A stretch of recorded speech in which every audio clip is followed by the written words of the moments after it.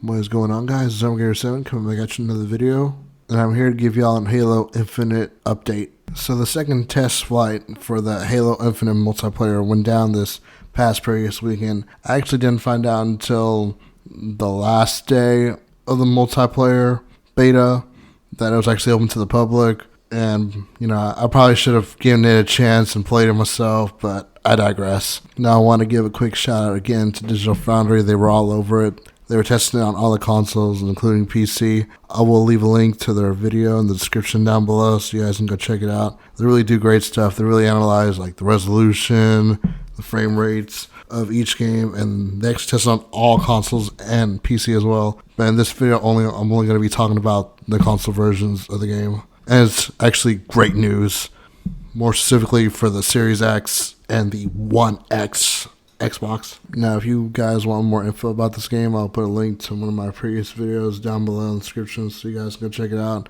It goes more in depth about Halo Infinite. So I'm going to basically just start at the bottom and work my way up. We're going to talk about first the Xbox One and the Xbox One S versions of the game. Now, in the second flight test for the Halo Infinite multiplayer beta, as in the first flight, the Xbox One S version of the game targets a 1080p resolution, 30 frames per second. And this time around, from what I saw the video, the frame rate seemed to be a bit more stable during intense scenes and seemed to do a better job than the first flight test. And I applaud Microsoft and 343 for getting what is now at this point in time a console that is going on 9 years old, the Xbox One. And just the fact that it's able to run the game at 1080p 30 is amazing, because this game is pretty demanding, pretty taxing, especially on that 9-year-old hardware, because I'm pretty sure there's a good number of people that haven't upgraded yet to a Series S or a Series X. And the fact that they can play is just great job. Although, fair warning though, you will be at a disadvantage when you play in the multiplayer mode, because while you're stuck at 30 frames per second, everyone else will be playing at 60 frames or even 120 frames per second if they have a TV that can support that. So just fair warning. Now let's move on to the Series S. And the Series S, it runs the game at a solid 1080p 60. I would have liked to see 1440 60, but beggars can't be choosers. And according to Digital Foundry's testing, it seemed to be a stable, solid 60 frames. And there wasn't really that much dips in performance, which is great to hear. Although what is a little bit concerning during this second flight test was there was no 120 FPS option for the Series S, while in the first flight there was. But I'm pretty sure, 343 is working on it, and by the time the game actually does come out in December, the 120 frames option will be back for the Series S. So it's concerning a little bit, but it's not that much of a concern, but just thought that I would just point it out. But what was a huge surprise was actually on the Xbox One X version of the game.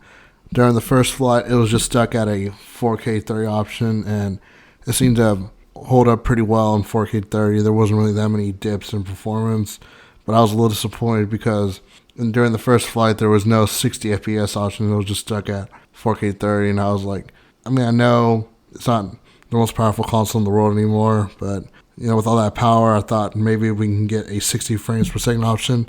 And in the second flight test, we actually do get a 60 frames per second option, which is outstanding. Finally! Because actually in the first flight, there was actually two options for the One X version. There was a quality option, which prioritizes resolution, and a performance option, which prioritizes frame rate. And it didn't really work during the first flight, so on the One X, you're just stuck at 4K 30, but in the second flight test, the quality performance toggle actually works now, so you can turn it on or off, and if you put on performance mode, it will play, the One X version of the game will play at 60 frames per second, and it actually fluctuates between 1080 to 1440p while it's in 60 frames per second mode, which is a higher resolution than I thought it would be. Like, I thought if we ever were to get 60 frames per second, I thought it'd be like 900p or 720p. So the fact that it's 1080 to 1440p is really good, and I'm impressed by that.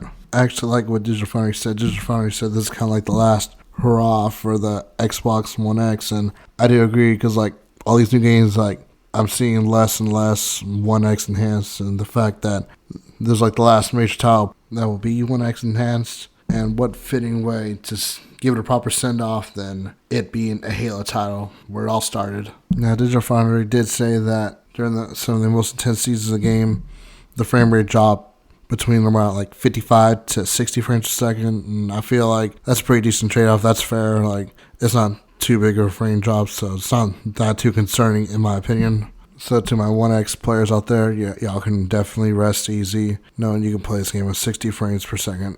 Now, Digital Foundry did say that the campaign of the game will probably be at 30 frames even on the 1X, so that's kind of a bummer, but the Halo Infinite campaign, I believe it's sort of like an open world story campaign, so that's understandable why it'd be like to 30 frames, but hey, I'm alright with that as long as we get to play the multiplayer at 60 FPS. It's fine with me and completely understandable. Now let's talk about the last console, the Xbox Series X version of the game.